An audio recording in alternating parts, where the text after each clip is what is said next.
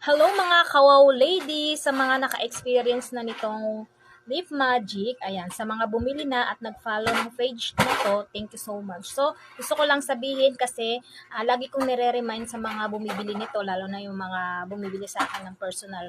Mas marami bumibili ng personal pero minsan nahihiya sila magpa-picture. Yung iba naman nagpapa-picture. Yung iba naman may nabili sa TikTok shop. So, available pa rin siya guys sa TikTok shop, sa Yellow Basket. Ayan guys.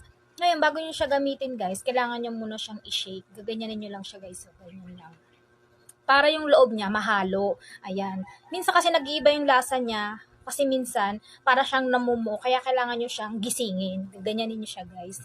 And then, kahit konti lang ilagay nyo sa lips, ano na siya, masyado na siyang pinkish siya. Isang line lang siya. Ayan, di ba? Alam nyo guys, pwede rin siya sa cheeks. Pag ito nilagay ko dito, tingnan nyo guys.